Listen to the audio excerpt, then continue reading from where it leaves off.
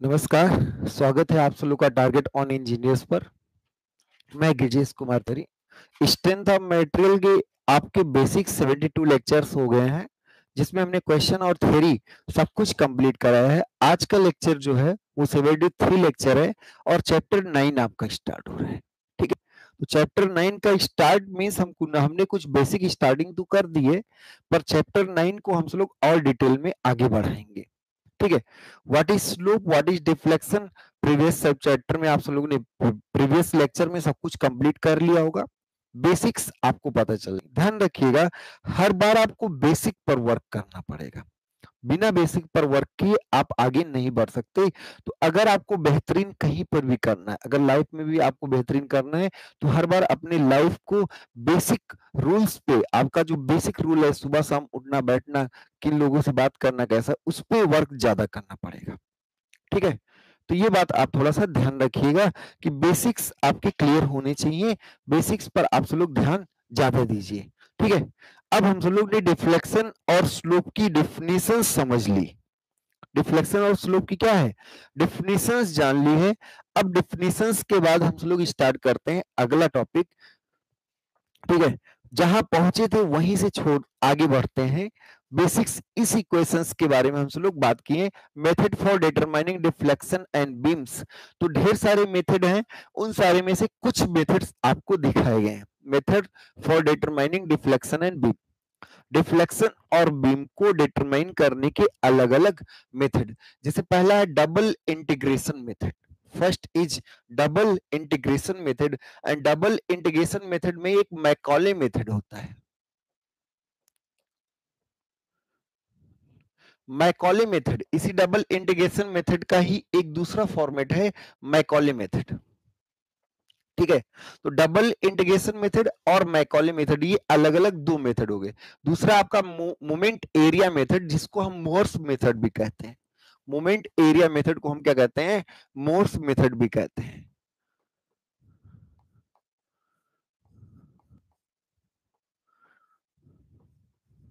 ठीक है, first is double integration method and the extended version of double integration method is Macaulay method, and second one is moment area method।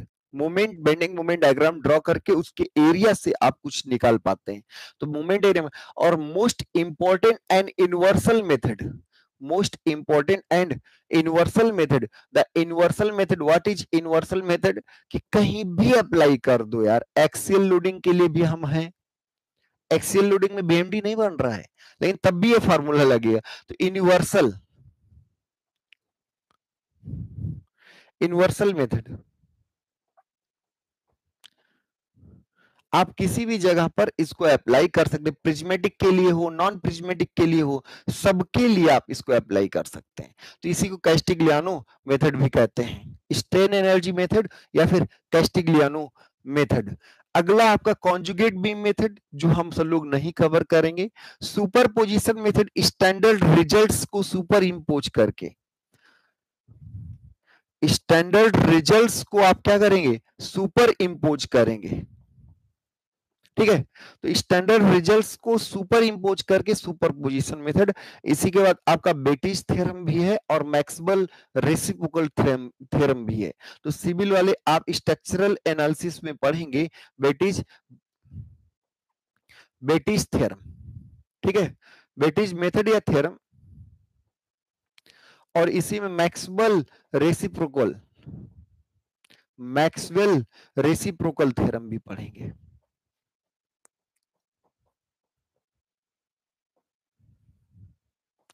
जो structural analysis में civil वाले सारे student detail में पढ़ेंगे।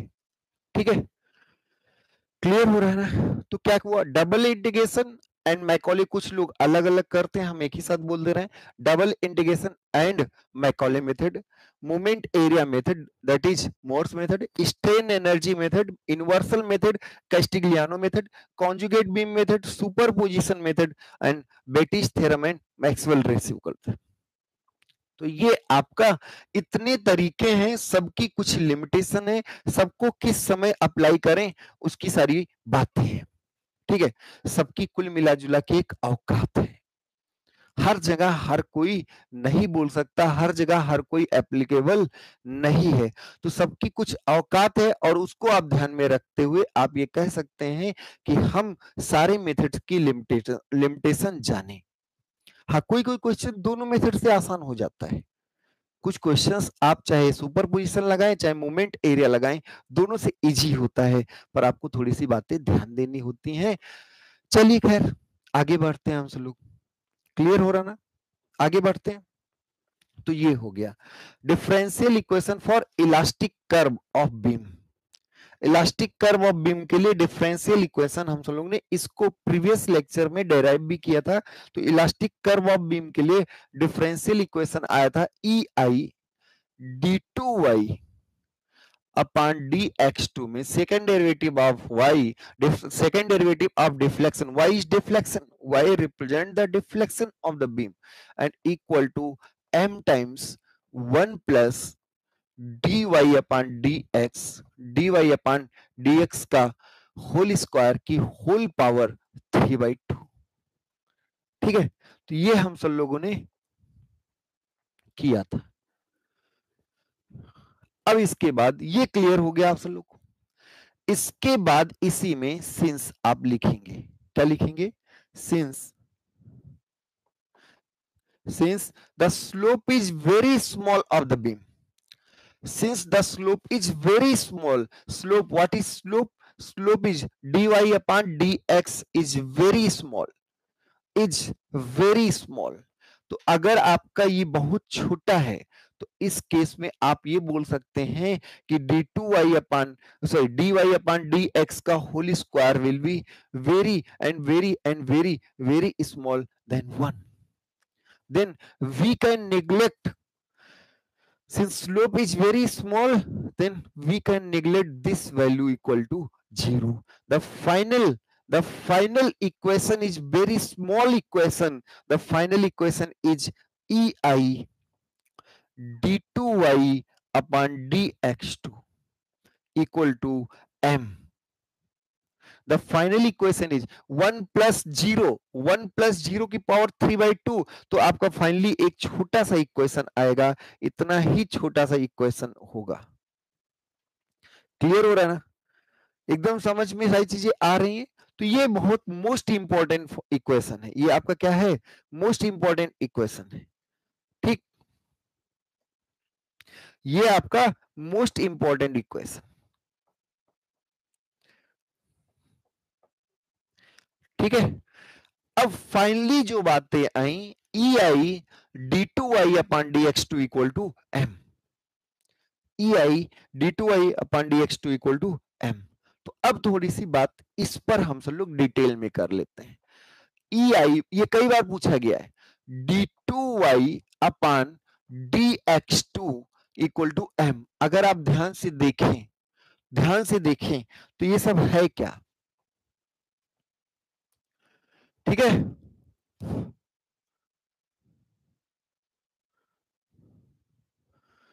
ई I d2y upon dx2 equal to m। ठीक, अब आप इसमें बहुत ध्यान से देखें तो सब क्या है, E is the modulus of elasticity, E is the modulus of elasticity, ये मॉडुलस ऑफ इलास्टिसिटी या एंग्स मॉडुलस है। आई आपका क्या है, आई आपका ज्योमेट्रिकल प्रॉपर्टी है मोमेंट ऑफ इनर्शिया। और अगर आपको याद हो तो ई आई को हम फ्लेक्सुरल रिजिडिटी कहते हैं, ई आई को हम क्या कहते हैं, flexural rigidity. and y is the deflection, x is along length, x is along the length and m is the bending moment, m is the bending moment। तो बेसिक इक्वेशन ऑफ डिफ्लेक्शन या equation of elastic curve है।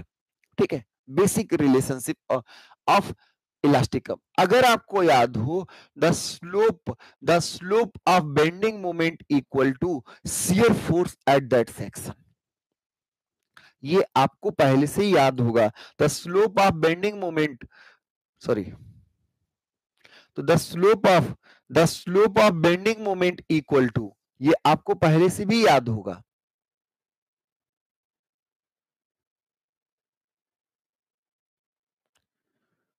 चलिए बहुत बेहतरीन, ये भी एक tool हो गया।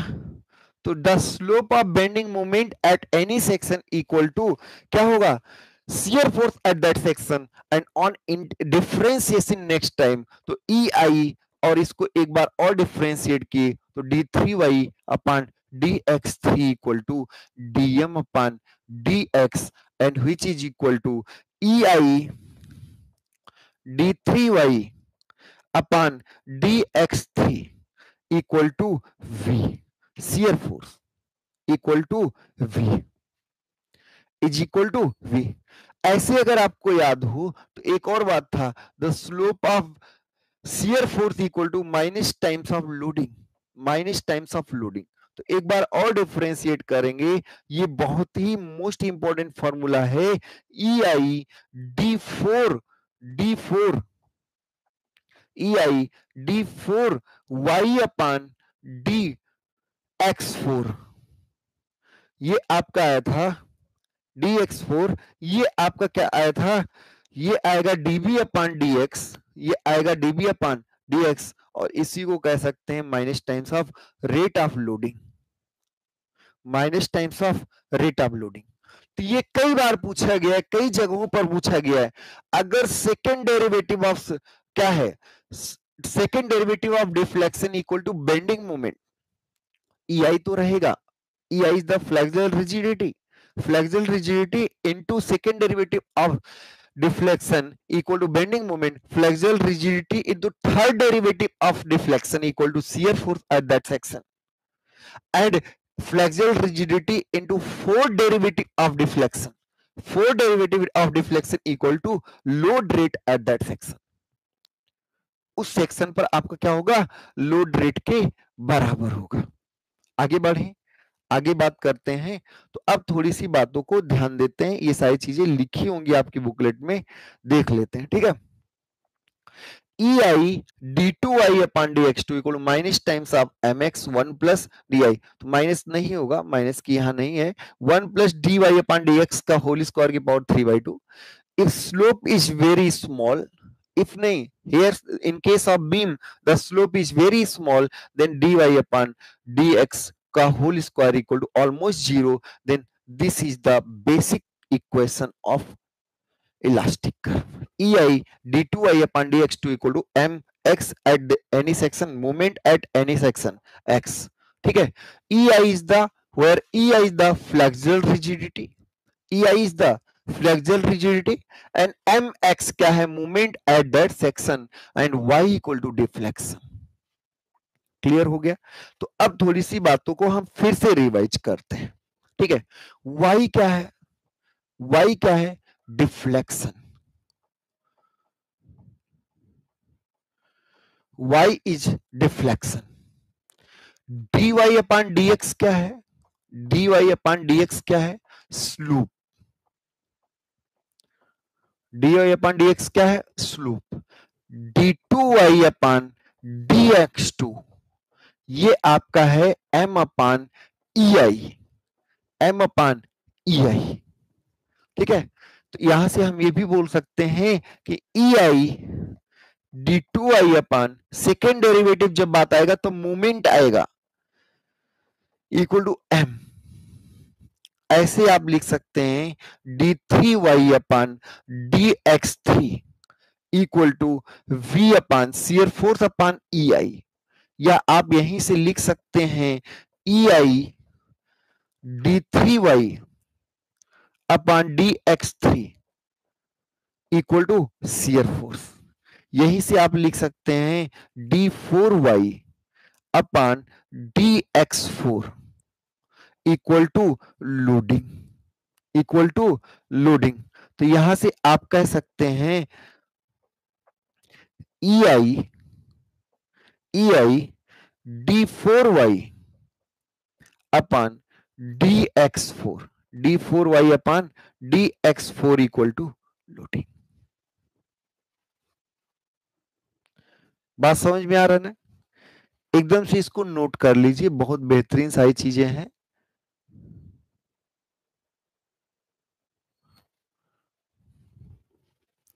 ठीक है, इसको आप सब लोग मोस्ट इंपॉर्टेंट करके नोट कर लीजिएगा।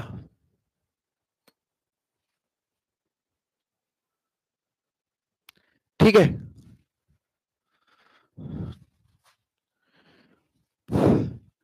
बहुत बेहतरीन फॉर्मूले हैं सब, बहुत इंपॉर्टेंट फॉर्मूले। एक ध्यान रखिएगा, फर्स्ट फर्स्ट आपका क्या बता रहा है, डिफ्लेक्शन। अब आप ध्यान से समझिए, अगर डिफ्लेक्शन आपका x की पावर 5 है तो स्लोप जो होगा वो क्या होगा, x की पावर 4 होगा।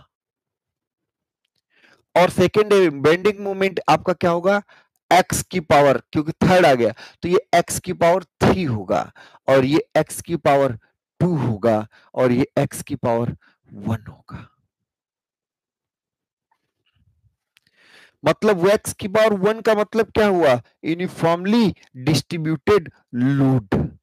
यूनिफॉर्मली डिस्ट्रीब्यूटेड लोड के केस में शियर फोर्स जो होगा वो आपका पैराबोला होगा। सर यूडीएल कहाँ आया है, ये तो कांस्टेंट, x के साथ कांस्टेंट नहीं है, ये लीनियर है, x के साथ लीनियर है। तो ध्यान रखिएगा, x के साथ क्या है, ये लीनियर है, यूनिफॉर्मली डिस्ट्रीब्यूटेड नहीं, uniformly varying load. This is uniformly varying load. x की पावर 1 का मतलब कुछ ऐसा लोड है, ऐसा x के साथ ये लोड बदल रहा है, लीनियरली बदल रहा है। तो in case of uniformly varying load, the shear force diagram must be क्या होगा, parabola. The shear force will be parabola and bending moment will be cubic and slope will be क्या होगा, फोर्थ ऑर्डर, और ये आपका क्या होगा, fifth order. Deflection will be fifth order of x, fifth order of x. In case आप, अब इसी में थोड़ा सा आप और इंपॉर्टेंट बातें ध्यान रखिएगा। चलिए इसको आप मार्क कर लीजिए, इसको आप अपने बुकलेट में नोट कर लीजिए। ये सब चीजें आपके बुकलेट में नहीं है, इसलिए हम अलग से आपको डिटेलिंग करा रहे हैं।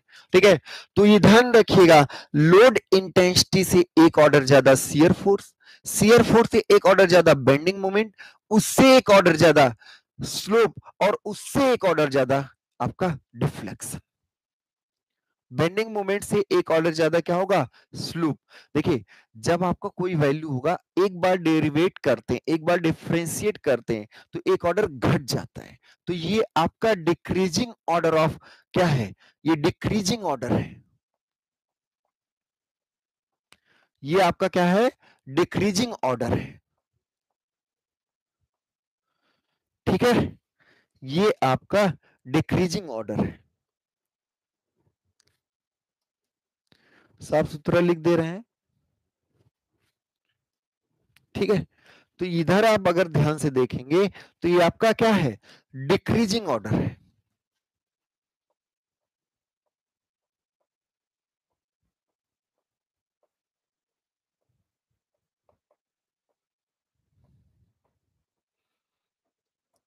इसका कन्वर्स अगर आप देखें, इसका रिवर्स अगर आप देखें तो इंक्रीजिंग ऑर्डर आ जाएगा। इसका रिवर्स अगर आप देखें तो क्या होगा, इंक्रीजिंग ऑर्डर। तो इसको आप सब लोग कॉपी करें, हम हट गए बोर्ड से, इसका आप सब लोग कॉपी कर लें।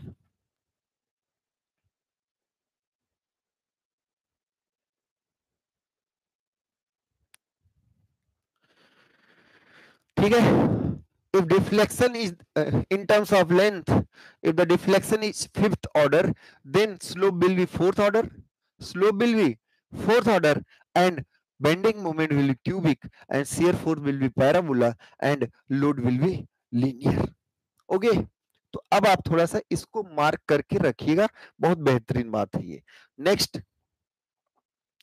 ठीक है, नेक्स्ट आपके बारे में हम सब लोग ध्यान से सुनते हैं। ठीक है, तो आपका आया स्लोप, यहां पे आया स्लोप। अच्छा, स्लोप से पहले डिफ्लेक्शन लिखा करिए, स्लोप से पहले क्या लिखेंगे, डिफ्लेक्शन। अगर हमारा कहीं पर लोडिंग जो है, और इधर आप लोडिंग करिए, यहां पर लोडिंग, अगर लोडिंग आपका मूवमेंट है, अगर आपका मूवमेंट है तो स्लोप यहां पर ml के टर्म में आएगा। इससे भाई एक ऑर्डर चाहता है। If the loading is movement, अब आगे क्या कांस्टेंट होगा उस पर हम बात ही नहीं कर रहे हैं। If the loading is movement then slope will be ml upon ei। अब आगे ध्यान रखेंगे कि यहाँ कोफिशिएंट क्या होगा वही फिल करना है, और डिफ्लेक्शन इससे एक ऑर्डर ज्यादा होगा तो ये ml स्क्वायर अपॉन ei होगा।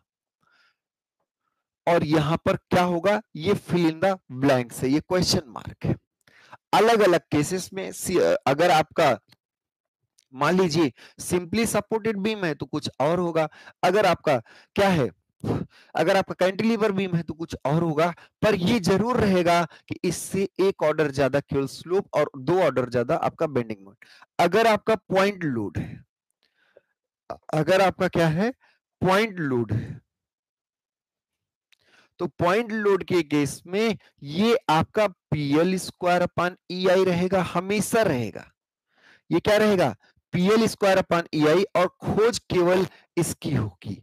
यहां पर आपका पीएल क्यूब अपॉन EI रहेगा, खोज केवल इसकी रहेगी कि ये कांस्टेंट टर्म क्या होने वाला है। वो डिफरेंट डिफरेंट केसेस में अलग अलग रहेगा।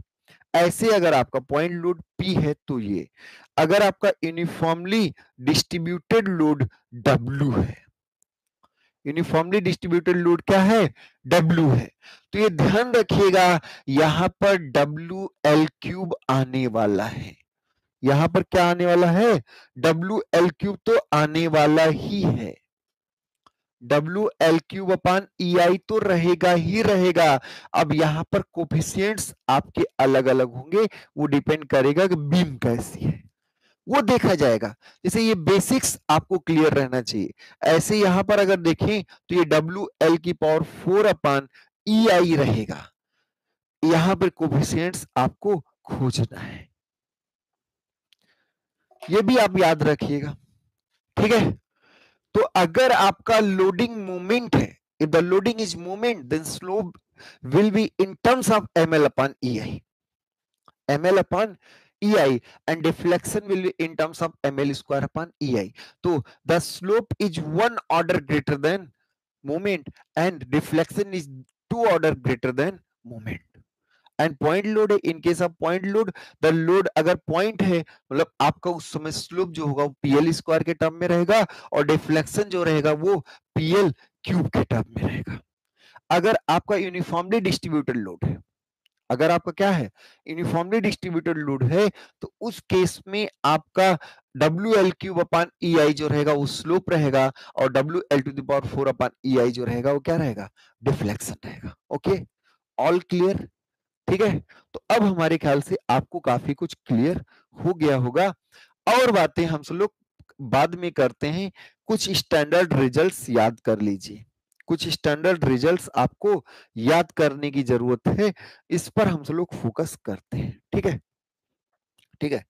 सम स्टैंडर्ड रिजल्ट्स जो आपको मेमोराइज करने की बहुत ही जरूरत है, ठीक है। सम स्टैंडर्ड रिजल्ट्स,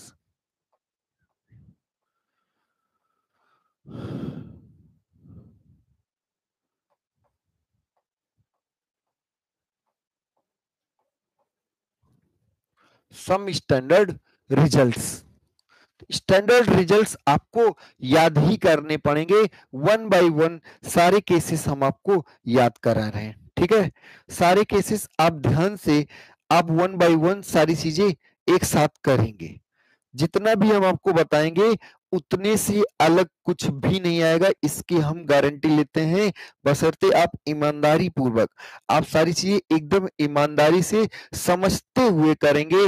रटना सख्त मना है, रटना क्या है, सख्त मना है, पर रटना आपको मना, भाई गुरुजी बिना रटे कैसे काम चलेगा, ये काहे मना कर दिए और आप कह रहे हैं कि बिना रटे कैसे काम चलेगा।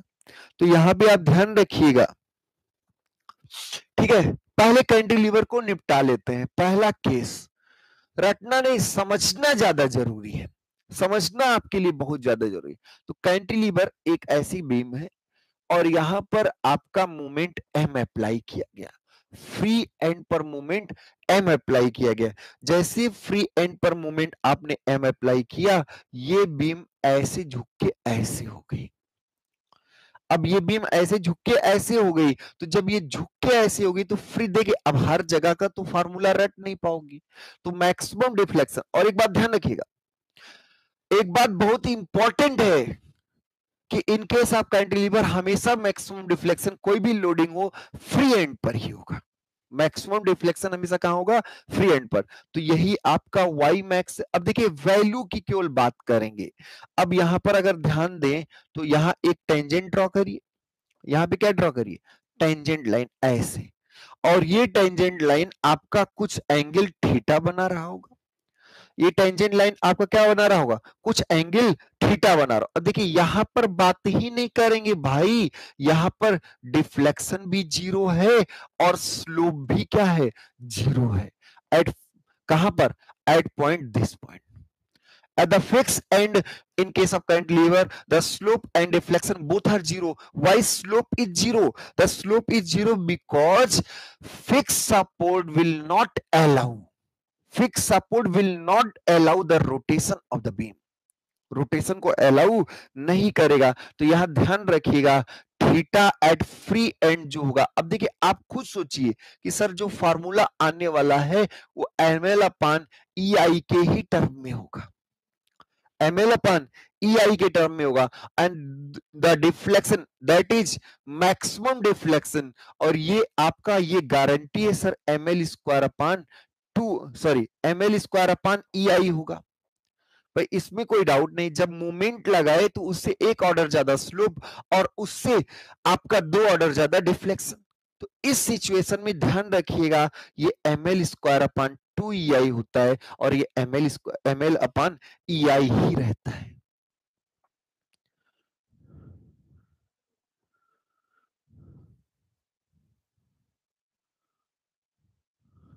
ठीक है, तो ये आप थोड़ा सा ध्यान रखिएगा। क्लियर हो गया? मोस्ट इंपॉर्टेंट केस है ये, first case is most important case. So in case of cantilever beam, if the moment is applied at free end and the length of the beam is L, the length of beam is L, the flexural rigidity equal to EI, then the deflection at free end equal to ML square upon 2EI and slope at free end equal to ML upon EI. Clear हुआ? एकदम से clear हुआ होगा, हमें लगता है कि आप चीजों को समझ पाए होंगे। ठीक है, अब अगला केस आप करिए, second case. Second case what is second case? तो this is if point load is if the point load is applied at free end and the length of the beam of cantilever beam equal to E L and flexural rigidity equal to EI। अब इसमें जो आपका deflected shape होगा वो ऐसे कुछ होगा। अब इस डिफ्लेक्टेड शेप में यहां तो स्लोप, यहां पर आप अगर फिक्स एंड पर बात करें तो y भी जीरो एंड थीटा भी जीरो। ओके, तो फिक्स एंड पर कोई पूछता ही नहीं, क्यों पूछेगा यार? ये y मैक्स, ये आपका क्या है? This is y max, and if this is y max and slope will B, you draw a tangent at the free end and thus angle between these two lines equal to slope, which is equal to slope। तो इस case में आप लिखने से पहले आप सब लोग तय कर लेंगे, गुरुजी लिखने से पहले हम सब लोग क्या करेंगे? तय कर लेंगे। क्या तय करने वाले हैं? कि थीटा जो स्लोप होगा वो जो भी आएगा वो पीएल स्क्वायर अपान ई आई के टर्म में ही आएगा, और जो आपका डिफ्लेक्शन होगा वो गुरुजी जो भी आए वो पीएल क्यूब अपान ई आई के टर्म में ही आएगा, पीएल क्यूब अपान ई आई के टर्म में आएगा। बात समझ में आ रही ना?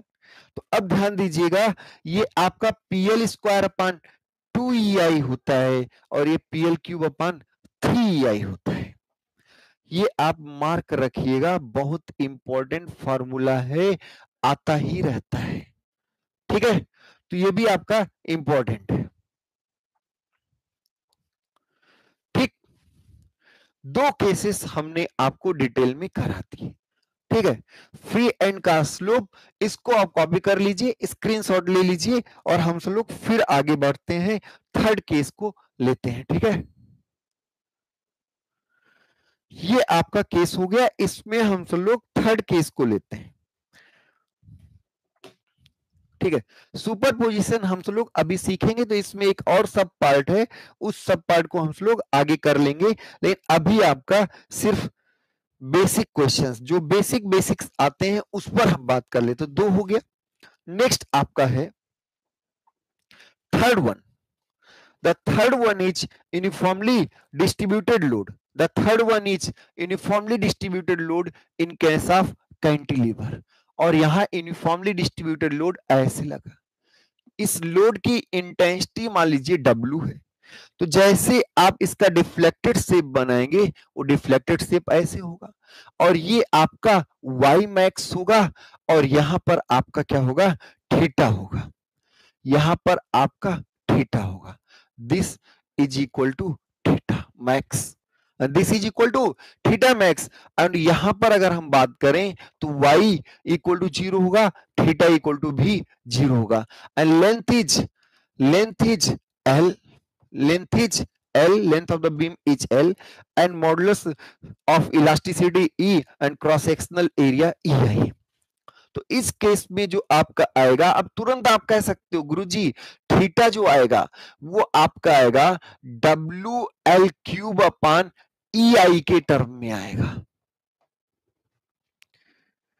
देखिए WL³ अपान EI के टर्म में आना तय है, और जो आपका Y मैक्स आएगा इस केस में, Y मैक्स जो आने वाला है वो WL⁴ अपान EI होता है, WL4। अब इसमें इतना तो आना तय है, ये हम लोग पहले से अपने ज्ञान चक्षु से बता दिए थे। अब उसमें अगर ध्यान दिए तो ये होता है WL³ अपान 6 EI, और ये होता है WL⁴ अपान 8 EI, ठीक है। तो ये आपको स्टैंडर्ड रिजल्ट्स याद करके ही रखने हैं, इसमें आप कुछ इबट कर ही नहीं सकते, ये आपको स्टैंडर्ड रिजल्ट्स याद रखने हैं, ठीक। इतने रिजल्ट्स आपको किसी भी हालत में याद रखने हैं, 3 तो आपको याद रहने ही चाहिए, ठीक है। आगे बढ़े, ये आपका हो गया uniformly distributed load in case of cantilever beam.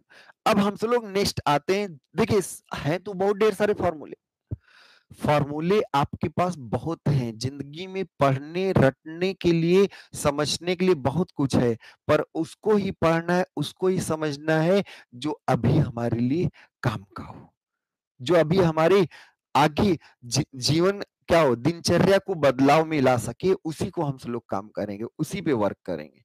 जो भी एग्जाम आपके सामने है खूब मेहनत से पढ़िए। हाँ, एक दो बातें और हैं, कोई भी अगर डाउट हो किसी भी हमारे स्टूडेंट्स को, कि कोई भी डाउट हो अगर, तो जितने भी काउंसलर सदस्य के नंबर दिए गए हैं उस पर आप बात कर लीजिए, पूरा आपको संतोषजनक जवाब मिलेगा।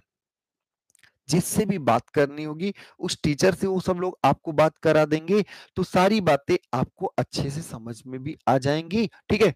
तो आप ये ध्यान रखिए, किसी भी बच्चे को कोई भी किसी भी चीजों से लेकर, किसी भी टॉपिक से लेकर, किसी बात को लेकर, कहीं पर किसी सब्जेक्ट को लेकर अगर समस्या है, तो आप लोग डायरेक्टली काउंसलर सदस्य की जो भी नंबर आपको दिए गए हैं, ठीक है, उस पर बात कर लीजिए, वो सारी आपकी समस्याओं का समाधान करेंगे, ठीक है।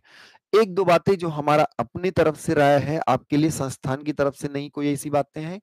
अगर आप किसी भी कोर्स में एनरोल हो गए हैं तो ध्यान रखिए वो कंप्लीट होगा, उस कोर्स को कंप्लीट होगा तो आपको मल्टीपल कोर्सेज में एनरोल होने की हमारी तरफ से ये राय है कि कोई जरूरत नहीं है। वही कंटेंट आपको हमें लगता है कि सारे कोर्सेज में दिए जाएंगे, तो किसी भी अगर आप कंटेंट में जुड़े हुए हैं तो आपको परेशान होने की जरूरत नहीं है कि आप कहीं पर और फिर से फीस को सबमिट करें, फिर परेशान हो, बाद में किसी टीचर को गाली दें, तो ऐसा नहीं है। हम आपको भरोसा दिलाते हैं कि हम अपना सब्जेक्ट ईमानदारी पूर्वक आपको कराएंगे, ठीक है।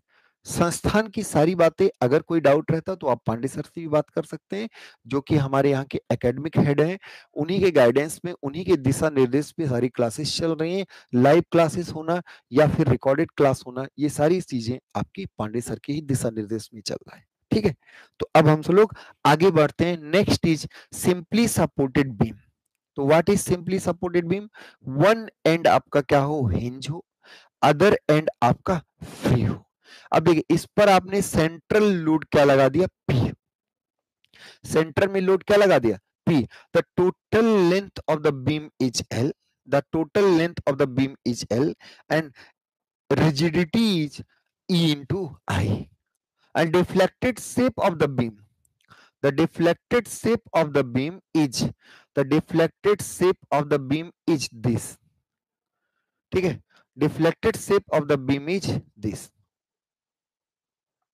तो यहां पर आपका ध्यान दीजिएगा, फ्री एंड पर सपोर्ट्स जो होंगे, फ्री एंड पर सपोर्ट्स जो होंगे वो आपके, स्लोप तो यहाँ जीरो, सॉरी यहाँ पे डिफ्लेक्शन तो जीरो होगा, डिफ्लेक्शन जीरो, पर theta is not equal to zero. यहां पर भी है, आपका डिफ्लेक्शन तो जीरो है, पर theta is not equal to zero at both theta because the load is acting on at the mid length। तो अगर आप ध्यान से देखें तो यहां पर आपका डिफ्लेक्शन मैक्सिमम होगा, यहाँ पे क्या होगा, डिफ्लेक्शन मैक्सिमम होगा, पर यहाँ पर आप बहुत ईमानदारी से अगर देखें तो यहाँ पर स्लोप जीरो होगा। यहाँ पे क्या होगा, थीटा जीरो होगा। जहां मैक्सिमम आपका डिफ्लेक्शन है वहां स्लोप क्या है, जीरो है।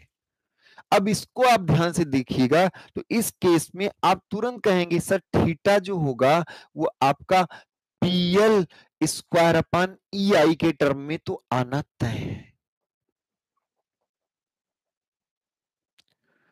पीएल स्क्वायर अपान ई आई के टर्म में आना तय है। तो ये आपका पीएल स्क्वायर अपान ई आई पर कितना ई आई, उस पर हम सब लोग बात करेंगे। और वाई मैक्स देखिए, जहां थीटा मैक्स होगा वहां वाई मैक्स नहीं है, यहाँ ये आपका P L cube upon E आई आना भी तय है। फार्मूले रटने पड़ेंगे, समझ के रटोगे जिंदगी भर याद रहेगा।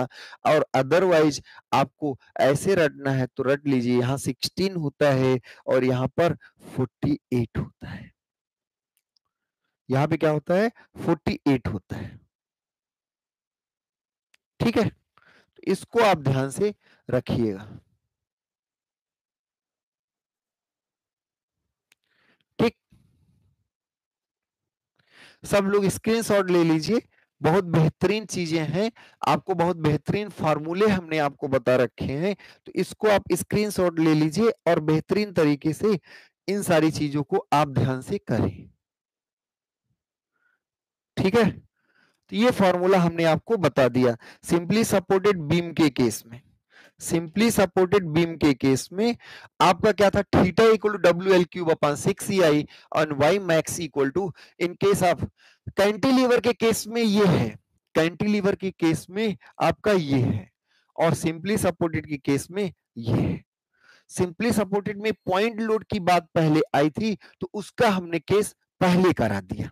बात समझ में आ रही? तो अब हमें लगता है कि ये पांचों जितने भी हमने आपको 4-5 फॉर्मूले बताए, सब आप डिटेल में कर लेंगे। अब इसमें ये बात ध्यान रखिएगा, इसमें बात ध्यान रखिएगा कि जो मैक्सिमम डिफ्लेक्शन होता है वो मिड पर होता है, वहां स्लोप जीरो होता है।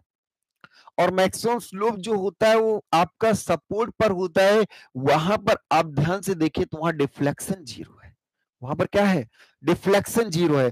तो नेक्स्ट आपको हम बताने वाले हैं कि नेक्स्ट क्या होने वाला है। कितने केसेस हो गए, कितने केसेस हो गए, 1 2 and this one is 3 and this one is 4। तो टोटल 4 केसेस हमने आपको, 4 इंपॉर्टेंट केसेस बताए। नेक्स्ट वन इज 5, और 5 में सिंपली सपोर्टेड बीम ही चलेगा। अभी सिंपली सपोर्टेड बीम, इसमें यूनिफॉर्मली डिस्ट्रीब्यूटेड लोड लगा दिया, इसमें हमने क्या लगा दिया, यूनिफॉर्मली डिस्ट्रीब्यूटेड लोड W। अब इसका अगर डिफ्लेक्टेड शेप की बात करें तो डिफ्लेक्टेड शेप इसका भी ऐसे ही कुछ होगा।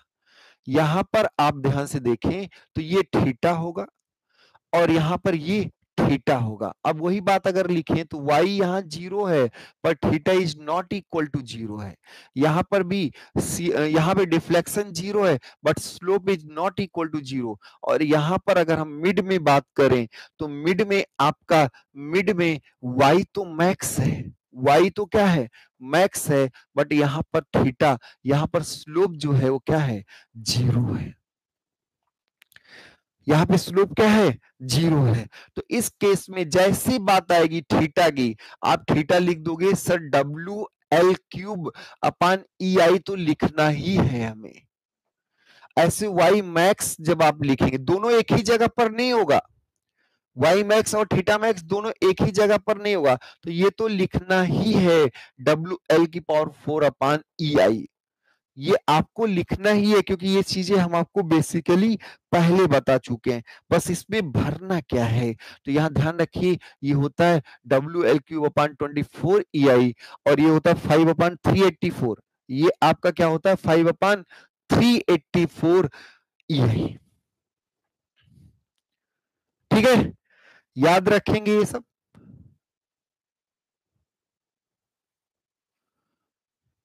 मोस्ट इंपॉर्टेंट केसेस आपको हम करा रहे हैं। ठीक है, नेक्स्ट आपका आ गया 6 पार्ट। नेक्स्ट आपका क्या आ गया, 6 केस आ गया। तो ये इसमें थोड़ा सा एक ये बहुत इंपॉर्टेंट इसलिए हो जाता है क्योंकि इसमें केसेस आते रहे हैं और ये क्वेश्चंस पूछा जाने लगा है आजकल। देखिए, जो क्वेश्चंस डिमांडिंग रहता है उसको आपको थोड़ा सा फोकस करना है। घिसे पिटे क्वेश्चंस तो दुनियादारी हर कोई कर ही रहा है, हर कोई कर रहा है। घिसे पिटे क्वेश्चन तो दुनिया के हर कोई लोग कर रहे हैं, तो ये आपको थोड़ा सा ध्यान देना है। यहाँ पर अगर ये पूरी लंबाई L है, पूरी लंबाई L है और ऐसा डिस्ट्रीब्यूटेड लोड है कि क्या आपका एंड्स पर सपोर्ट्स पर जब आपको ध्यान देंगे तो सपोर्ट्स पर आपका जो भी है, सपोर्ट पर लोडिंग 0 है और मिड पर लोड इंटेंसिटी W है। मिड पर लोड इंटेंसिटी क्या है, W है। तो यहां पर आपका डिफ्लेक्टेड शेप जो बनने वाला है, वो डिफ्लेक्टेड शेप ऐसे ही कुछ इसमें भी बनेगा, यहाँ वाई बैक्स होगा। और इस केस में आप ध्यान दीजिएगा, जो थीटा आएगा, जो थीटा आएगा, अब देखिए ध्यान दीजिए, थीटा जो आएगा यहाँ का जो थीटा, अब थीटा है क्या, यहाँ का थीटा बताएं चाहे यहाँ का बताएं, एक क्लॉकवाइज है तो एक एंटी क्लॉकवाइज, बस इतनी सी बात है। और ये आपका क्या है, वाई मैक्स है। ये आपका क्या है, वाई मैक्स है। ये आपका एल है, पूरी लंबाई क्या है, एल है। क्लियर हुआ। तो थीटा इस समय जो आता है वो थीटा आता है 5 अपान 192, 5 अपान 192 और W L cube upon E आई। देखिए लोड आपका W है तो डब्ल्यू एल क्यूब आएगा और यहाँ पर वाई मैक्स जो आता है, ये बहुत इंपॉर्टेंट वाई मैक्स है। ये आपका होता है वाई मैक्स, क्या होता है, वाई मैक्स होगा, ये होगा डब्ल्यू एल टू दावर 4 अपान 120 ई आई। कितना आएगा, डब्ल्यू एल टू दावर 4 अपान 120 ई आई। ये थोड़ा सा ध्यान रखिएगा, मोस्ट इंपॉर्टेंट की कैटेगरी में ये है क्योंकि आजकल ये डिमांडिंग है। ठीक है, इसको आप मार्क करके रखिएगा, ये सिचुएशन इसकी है। तो आप दोनों पहले कॉपी करें, फिर हम सब लोग फिर अगला क्लास और भी अगली चीजें जो आज स्टैंडर्ड रिजल्ट्स हैं उस पर हम सब लोग बात कर लेंगे।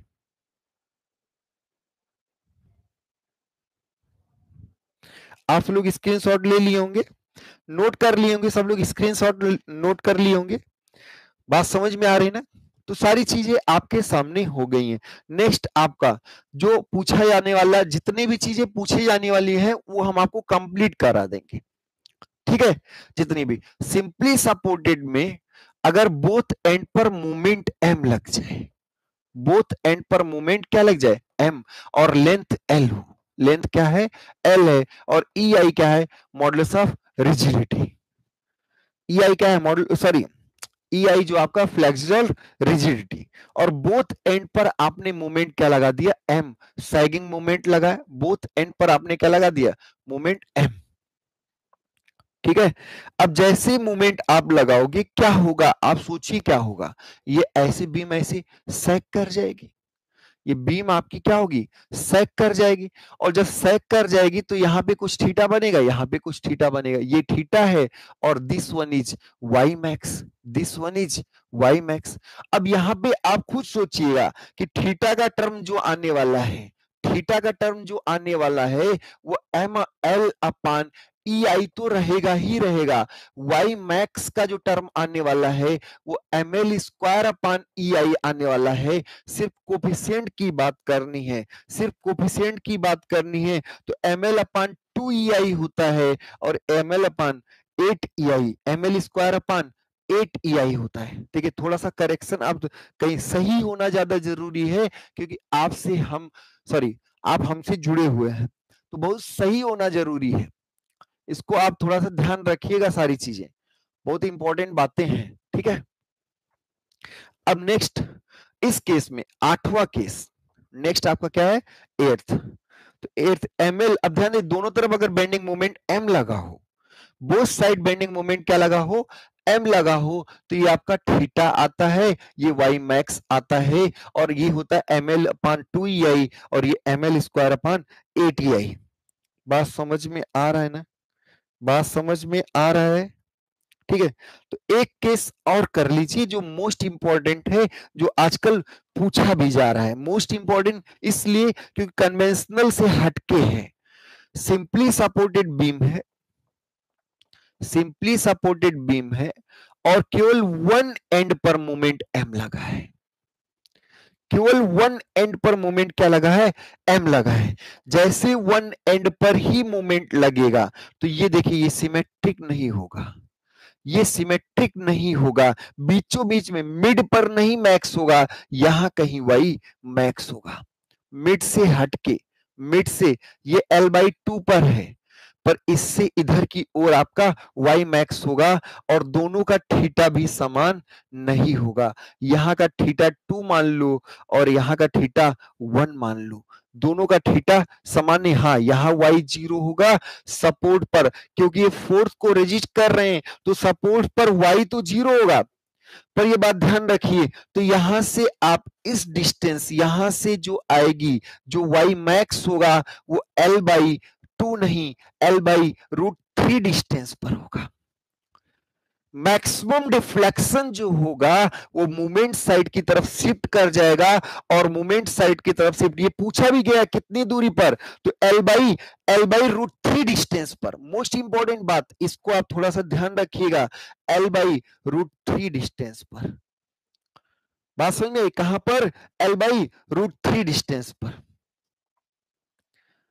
कहां पर होगा ये, L/√3 डिस्टेंस पर। बहुत इंपॉर्टेंट बात है, इस सिचुएशन में θ1 क्या होगा और θ2 क्या होगा। अब देखिए कुछ भी हो गुरुजी, आएगा तो ml अपान ई आई के टर्म में ही आएगा, तो ml अपान ई आई के टर्म में ही, चाहे जो हो जाए आएगा तो ऐसे।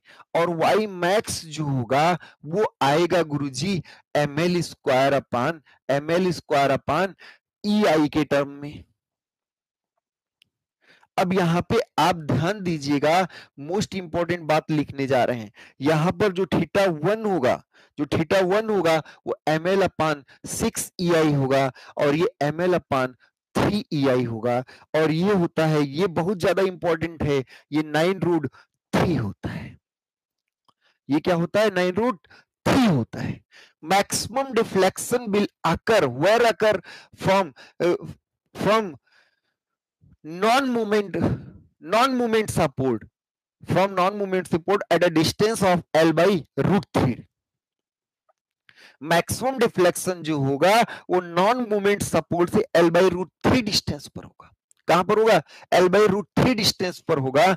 और ध्यान रखिए यहाँ का नॉन मूवमेंट सपोर्ट का ml अपान 6 ई आई होगा, मूवमेंट को ज्यादा ऐड देगा तो ml अपान 3 ई आई होगा, और मैक्सिमम डिफ्लेक्शन का मान जो होगा ml square upon 9√3 E I होगा। ये पूछा जा रहा है आजकल, ये सारी वैल्यूज, तो आप इसको नोट कर लीजिए, स्क्रीनशॉट ले लीजिए, ध्यान रखिए ये इसके लिए है और ये इसके लिए है, तो ये आप स्क्रीनशॉट ले लीजिए सब लोग। बहुत बेहतरीन चीजें आपके सामने हैं, इसको आप नोट करके रखिएगा।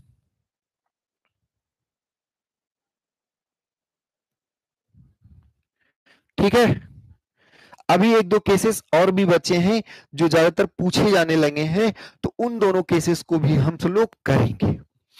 मोस्ट इंपॉर्टेंट है, याद रखिएगा, कहीं आप सब लोग भी एक चार्ट पेपर A4 साइज के पेपर में इसको बना के रखेंगे और इसको याद रखेंगे। ठीक है, अब हम सब लोग अगला देखते हैं। 10 के 10 आपको याद होना चाहिए। तो नेक्स्ट आपका 9th केस है। 9th केस आपका क्या है? फिक्स बीम है। 9th आपका क्या है? फिक्स बीम है। ये आपका क्या है? Fix beam. और यहां पर लेंथ क्या है? L। लेंथ यहां पे क्या है? L। बात समझ में आ रही? इसका अब इस फिक्स बीम में फिक्स तो कहेगा गुरुजी हम आपको नाचने ही नहीं देंगे। यहां पर लोड बीच में क्या लगाएगा? एकदम मिड पे लोड क्या लगाएगा? P। तो जैसे लोड P लगाया गया तुरंत आप कहोगे ये गुरुजी ऐठ गया, पर यहां घूमने तो नहीं देगा। तो यहां पर आप ध्यान दीजिए, फिक्स सपोर्ट पर आपका y भी 0 होगा, थीटा भी 0 होगा। यहां फिक्स सपोर्ट पर आपका y भी 0 होगा, थीटा भी 0 होगा। पर मिड पर इसके जस्ट नीचे की बात करें तो यहां पर y मैक्स होगा। यहां पे क्या होगा? मैक्सिमम डिफ्लेक्शन होगा, बट थीटा इक्वल टू क्या होगा? 0 होगा। थीटा इक्वल टू क्या होगा? 0 होगा। तो इस केस में जो मैक्सिमम डिफ्लेक्शन आएगा, अब आप खुद बताओ कि मैक्सिमम डिफ्लेक्शन क्या आने वाला है? मैक्सिमम डिफ्लेक्शन इस केस में क्या आने वाला है? तो वाई मैक्स जो आने वाला है गुरुजी, वो पीएल क्यूब अपान EI तो रहेगा ही रहेगा। पीएल क्यूब अपान EI तो रहेगा ही रहेगा। ध्यान दीजिएगा, मोस्ट इंपॉर्टेंट बात, ये 192 EI होता है। अगर इसी को हम ध्यान से देखें तो ये क्या है? 1/4 of PL cube upon 48 EI। और आपको ध्यान हो तो सिंपली सपोर्टेड के केस में यही आपका अगर बीच में लोड लगे, सिंपली सपोर्टेड में अगर बीच में लोड लगे तो उसका वाई मैक्स यही होता है। ये आपका वाई मैक्स जो कब है? सिंपली सपोर्टेड बीम के केस में जब, और ये क्या है? ये फिक्स्ड बीम के लिए है। ये क्या है? Fixed beam. और फिक्स्ड बीम में आप ध्यान से समझिएगा, फिक्स्ड बीम में आपका उसी तरह की लोडिंग पर वही लोडिंग लेने पर फिक्स बीम में डिफ्लेक्शन जो होता है वो सिंपली सपोर्टेड की तुलना में क्या होता है? सिंपली सपोर्टेड की तुलना में आपका 1/4 ही होता है। क्या होता है? 1/4 ही होता है। बात समझ में आ रही ना? ठीक।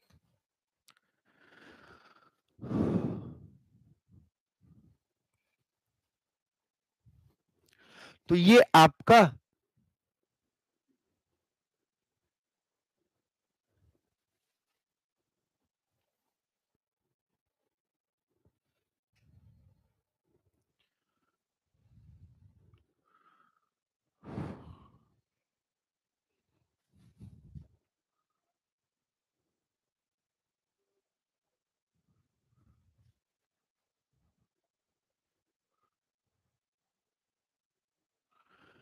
ठीक है।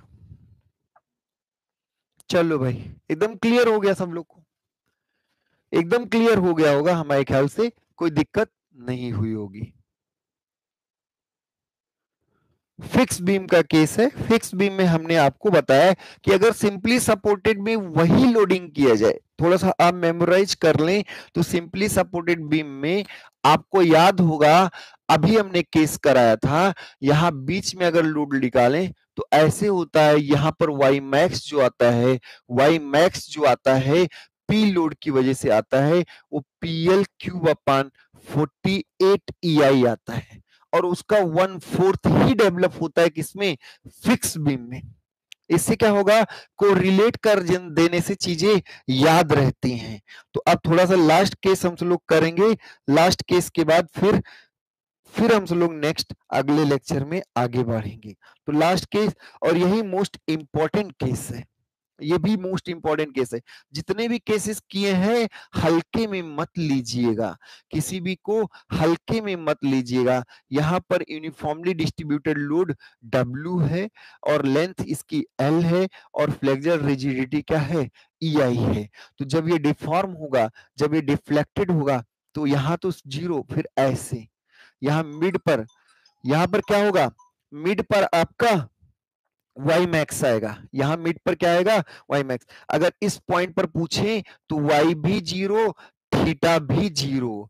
इस पॉइंट पर पूछे तो वाई भी 0 और थीटा भी 0। यहाँ पर पूछे तो यहाँ पर आपका थीटा तो 0 है पर वाई क्या है, वाई मैक्स है और थीटा क्या है, थीटा आपका 0 है।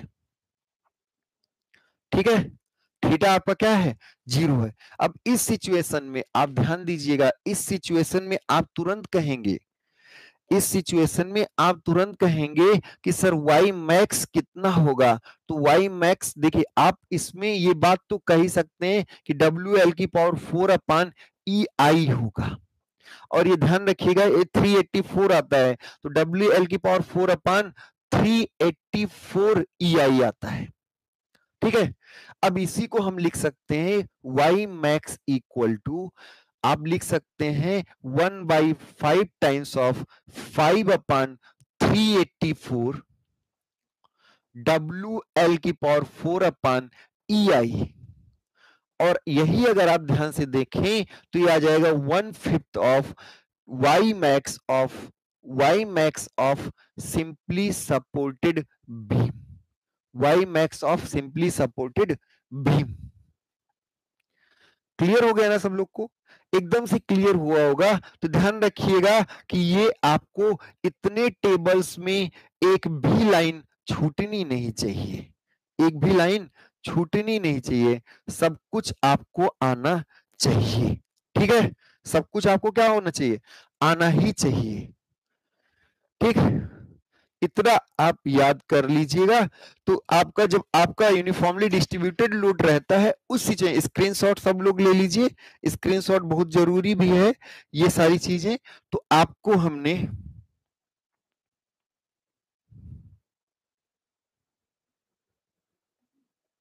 सारे केसेस आपको हमने करा दिए हैं। इतने आप A4 साइज पे क्या करेंगे, इसको A4 साइज पर कॉपी कर लेंगे और A4 साइज पे अपने यहाँ किसी भी, जहां पे आप हमेशा याद करते हो, हमेशा मेमोराइज करते हो, उस पर आप लगा देंगे और इन सारे चीजों को आप नोट कर लेंगे। ठीक है, तो आज के लिए, आज का सेशन आपका थोड़ा सा मेमोराइजेबल सेशन रहा, लेकिन याद तो करना ही पड़ेगा। समझ के याद करेंगे तो बहुत बेहतर रहेगा। सारे कंटेंट्स एक साथ लिख दिए हैं। अब कल हम इनमें से कुछ केसेस का डेरिवेशन करा देंगे, कुछ अलग अलग मेथड्स के बारे में बात कर लेंगे, फिर उसके बाद हमारा लेक्चर समाप्त यहीं पर हो जाएगा। ठीक है, तो आज हम सब लोग इतना ही करते हैं। आप सब लोग अपना ख्याल रखें, स्वस्थ रहें, मस्त रहें, हंसते रहें, रेगुलर क्लास करते रहें। आपका दिन शुभ हो, इसी कामनाओं के साथ बहुत बहुत धन्यवाद।